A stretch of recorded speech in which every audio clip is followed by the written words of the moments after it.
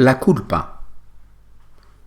La culpa es probablemente uno de los mayores errores del hombre. La culpa es probablemente la mayor trampa de la mente humana.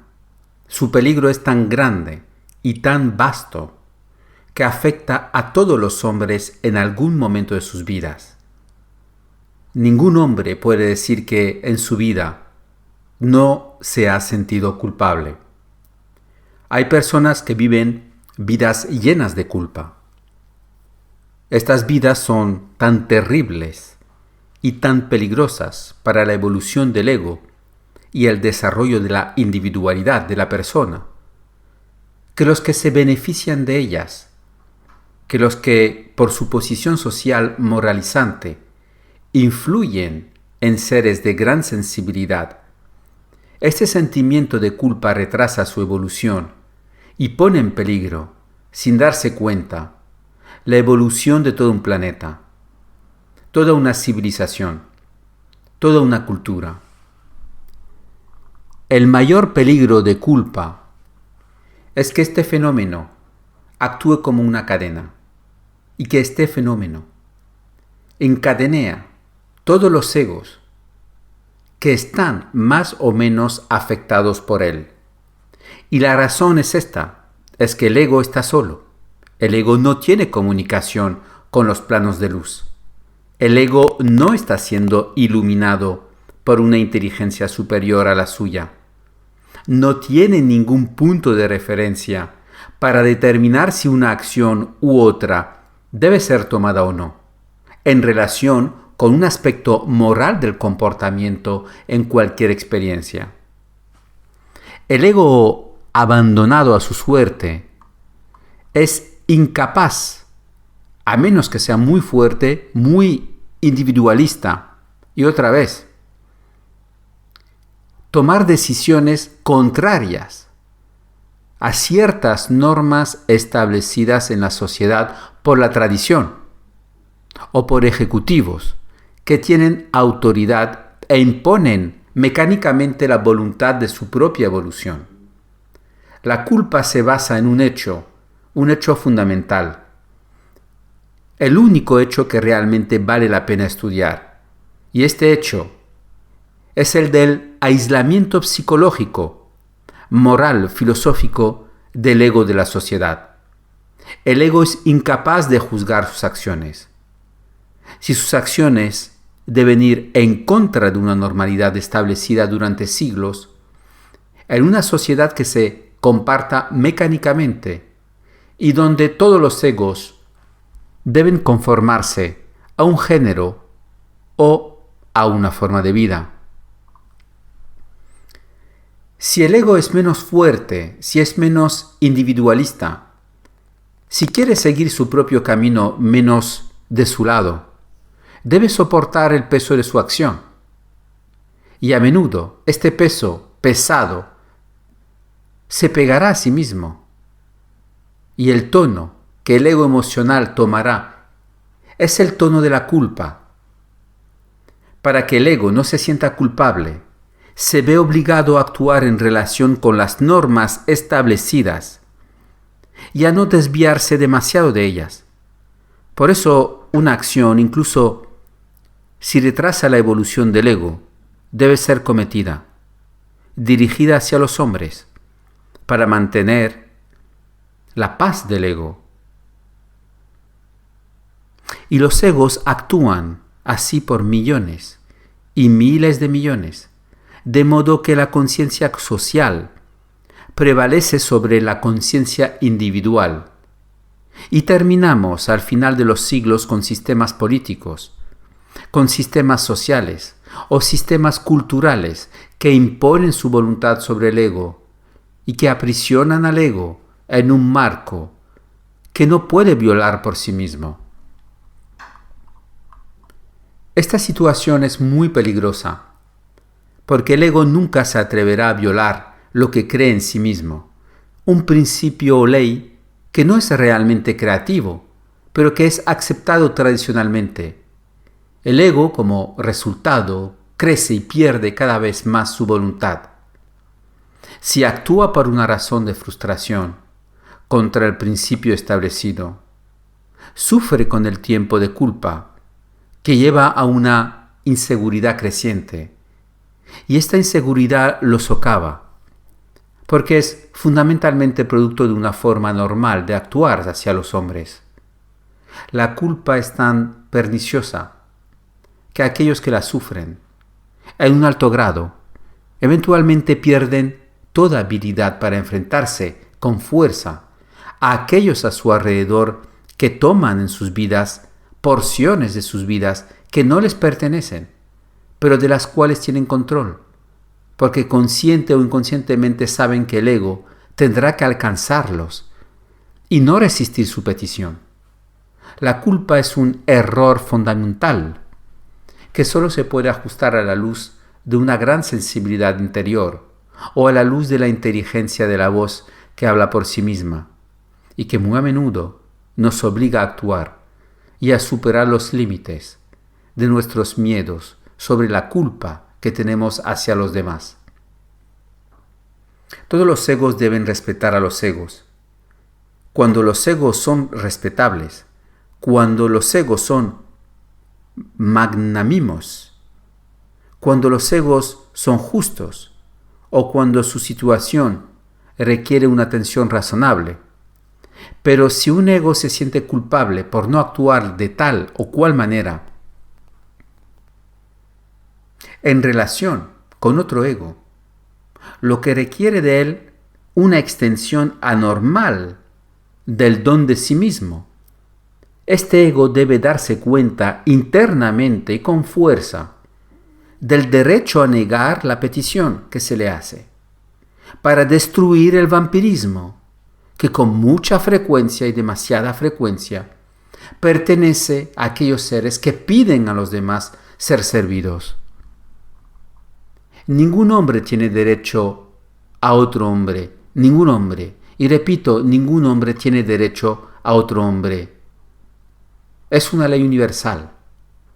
Todos los hombres son iguales en espíritu. Si un hombre le pide algo a otro hombre, su petición debe ser llevada a cabo por el otro en virtud de lo que puede y quiere hacer al respecto. Lo razonable siempre es relevante en cualquier acción que un ego cometa contra otro ego o lo que ya no es razonable y que se mantiene en demanda debe ser totalmente cuestionado y juzgado sobre el terreno. Un ego que no hace esto, que no se acostumbra en algún momento de la vida a instituir en sí mismo el tribunal de su propio juicio sólido e inteligente, hacia una acción que se le pide, y que se siente obligado por la debilidad, por la tradición, por el lazo emocional, a responder siempre y responder a lo que se le pide, se vacía y se vacía a sí mismo. Y puede seguir vaciándose durante años. Hay personas que desde hace años se han despojado con otros seres y que han perdido la posibilidad de emancipar sus propias vidas, de dar alegría a sus vidas, de dar felicidad a sus vidas, de criar familias, de criar hijos, de convivir con esposos o esposas, porque los seres egoístas les pedían cosas, les extendían las manos y las esperaban y casi obligaban psicológica o moralmente a estos egos a acercarse a ellos y a responder a sus demandas.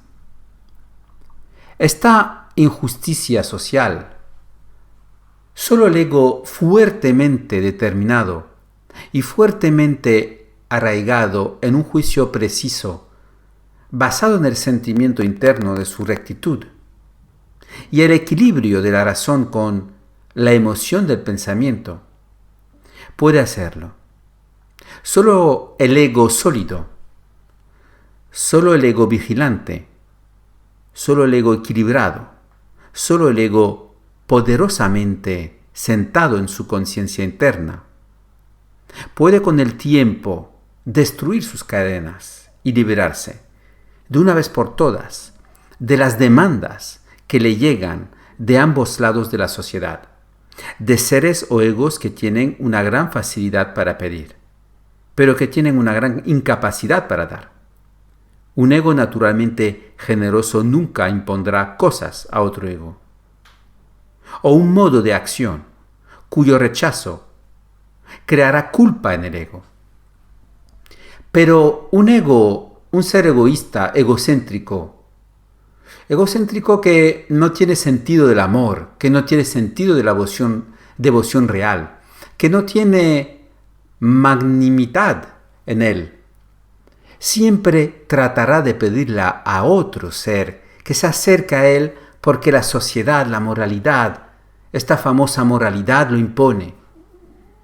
Este ego buscará todo tipo de medios emocionales para crear en el otro un sentido de culpa. Le diremos, pero tú pobre madre, pero tú pobre padre, pero yo no te traje al mundo, te di la vida, ¿qué me haces? ¿Qué me das? Y todo tipo de fórmulas llenas de una mente egoísta, una mente que no entiende la vida, una mente que no sabe dónde está la realidad del ego en el alma. No se trata de ser duros, no se trata de cortar lazos, no se trata de dar una mano a aquellos que a menudo nos piden, ya sea por debilidad o por situación, que les ayudemos o que hagamos algo por ellos. Se trata de saber por sí mismo si una acción o un gesto particular es necesario de manera justa y juiciosa en una situación dada. Y si tal gesto no es necesario, si tal gesto no es indicado por la ciencia interna del ego, este debe ser lo suficientemente fuerte como para darle un final o un límite a este gesto, para detener el juego de esta mascarada que enmascara las relaciones reales de un ego con otro. Cuando digo que nadie tiene derecho sobre otro, lo digo en el contexto de una conciencia muy profunda de la importancia de ser como individuo. Las relaciones que existen o deben existir entre dos seres deben ser relaciones de equilibrio. Si desgraciadamente, por los valores sociales, culturales, morales y moralistas, que atan a dos personas y que obligan a una a imponer a la otra exigencias que la otra se siente obligada a cumplir, esta última casi pierde el derecho a la libertad personal. Es muy importante que este hombre comprenda de una vez por todas que es un agente libre en la vida, que es en la vida un ser que tiene derecho a decir no. Y este derecho a decir no es parte de su propia capacidad de no reflexionar de manera culpable sobre el no, que da en cualquier situación. Si tienes derecho a decir no, si tienes la capacidad de decir no, di no. Y deja de rumiar sobre las consecuencias emocionales del no que dijiste. Ten la fuerza de pararte junto a tu no. Y dejar de sentirte culpable después porque emocionalmente no estás perfectamente seguro de tu no. Ahí es donde reside el problema. Muchas personas dicen no y después de decir no lo sufren. Esta es una situación totalmente ridícula porque ya se ha votado no. Su acción social ya ha sido determinada o decisiva. Si permanecen con un regusto en el corazón o en la mente, es su culpa.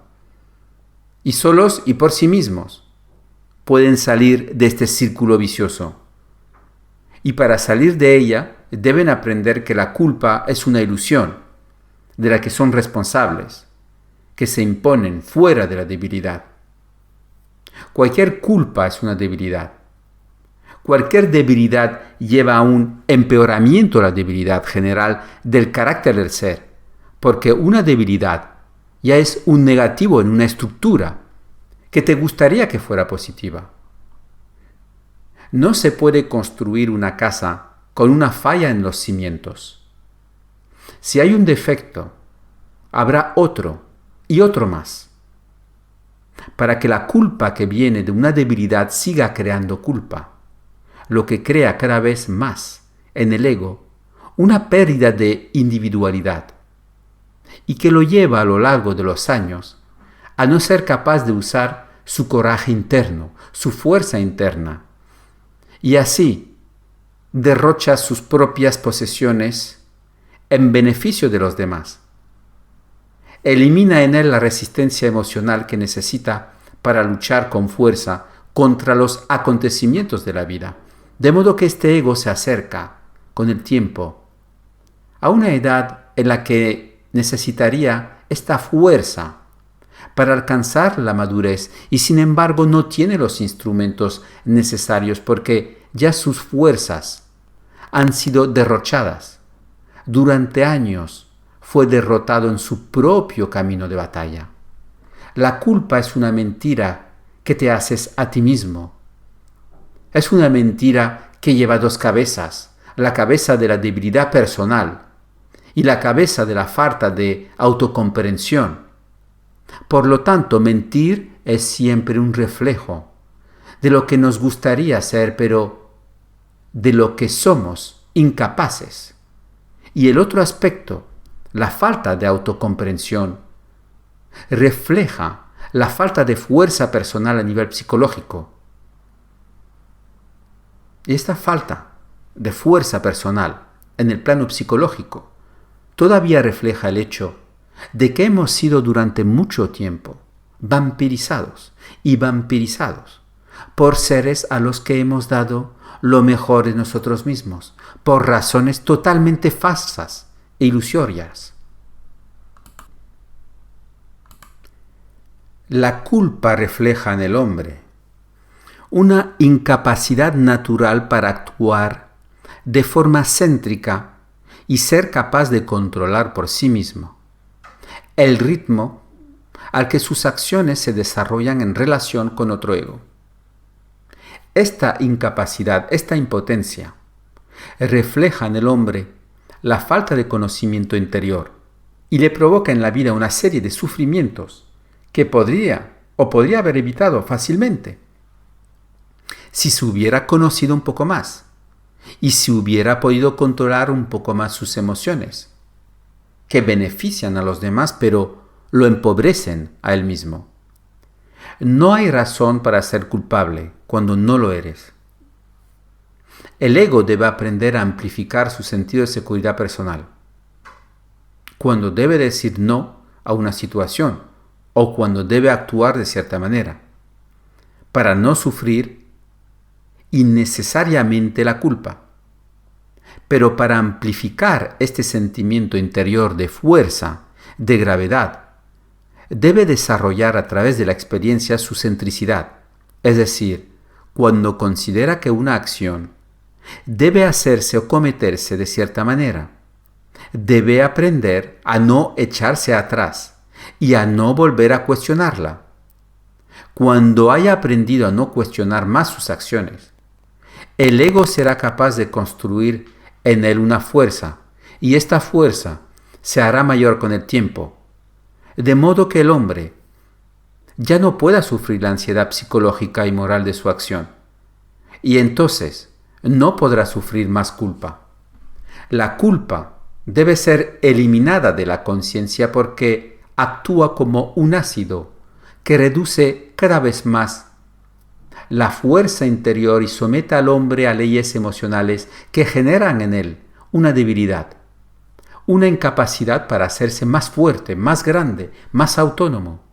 La culpa es una trampa creada por la ilusión del ego y basada en la emoción del ego en virtud de actitudes sociales o principios sociales que son generalmente aceptados por los miembros de la sociedad porque forman parte de una tradición a menudo muy larga y una tradición que también debe evolucionar.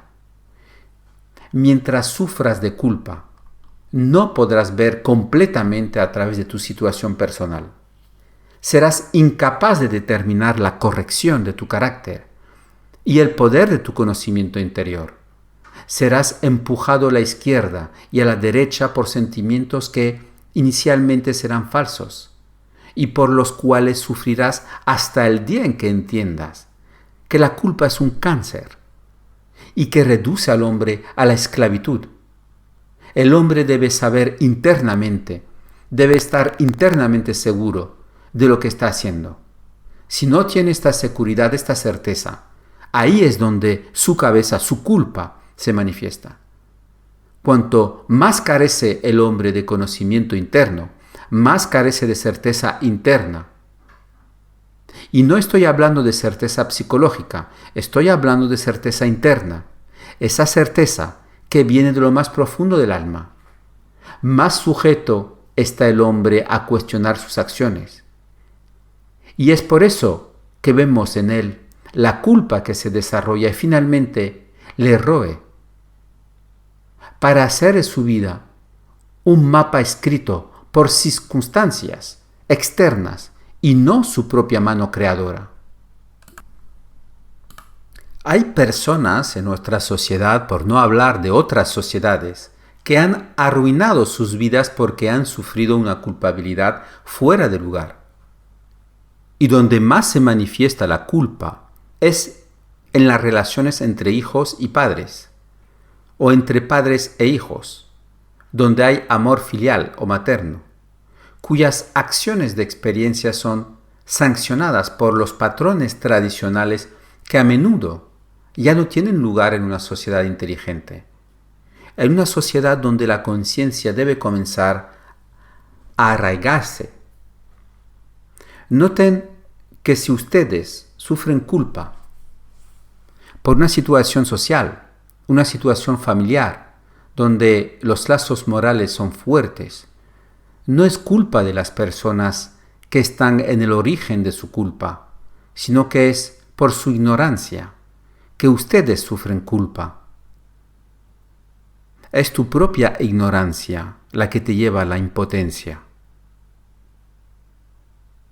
No se puede culpar a la sociedad, no se puede culpar a las condiciones externas de la sociedad. La sociedad es un hecho y es lo que es. Pero si se os piden cosas y aceptáis hacerlas, porque si no las hacéis, os sentís culpables, en ese momento sois responsables de vosotros mismos, ante vosotros mismos.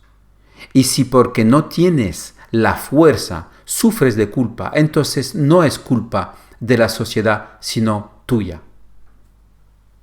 Cuando hayas comprendido, cuando hayas sufrido suficiente culpa, cuando hayas sufrido lo suficiente para haber actuado de una manera cuando debiste haber actuado de otra, gradualmente comenzarás a comprenderte y a fortalecerte, para que un día puedas actuar de una manera muy clara, siempre en una situación de equilibrio, siempre respetando los derechos de los demás, los derechos reales de los demás, pero no los derechos distorsionados por una moral que muy a menudo se basa en principios que los convierten en vampiros, que los convierten en personas que solo saben pedir y que utilizan los lazos filiales o parentales para acentuar en el ego víctima los sentimientos de culpa que les sirven para lograr su propósito.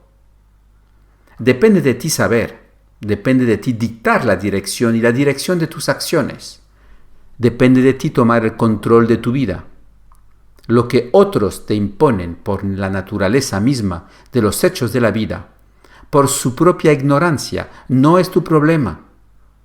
Si la gente es débil, es parte de su experiencia. Pero solo porque la gente sea débil, no significa que tú también tengas que serlo.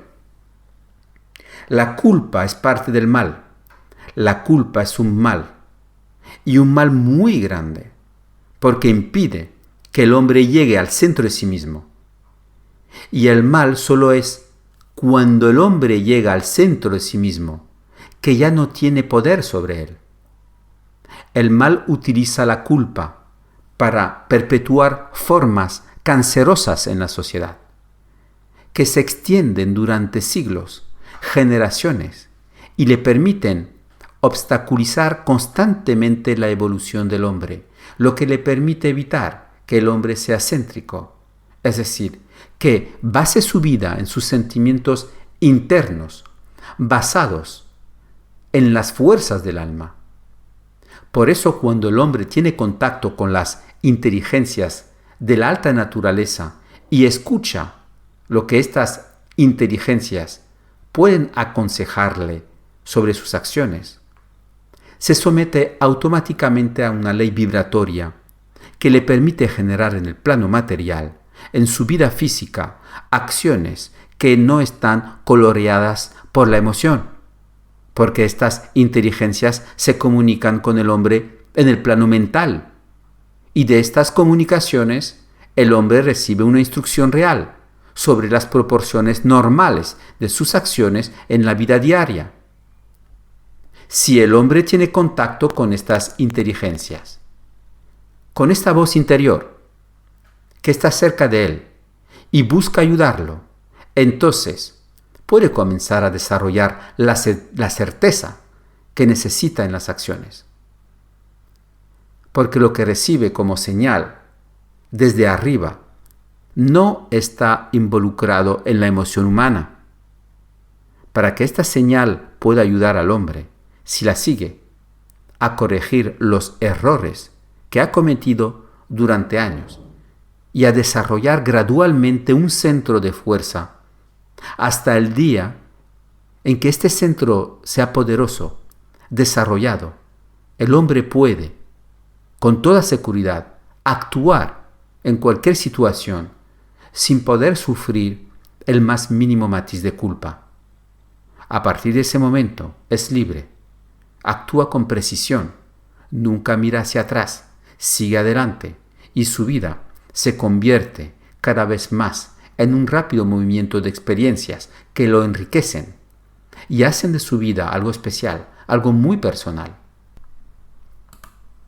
Cuidaos de vivir bien vuestra vida, de vivirla según las leyes del espíritu y no según las leyes distorsionadas por la involución del espíritu. Y entonces serás feliz y los demás, cerca de ti, tendrán su verdadera medida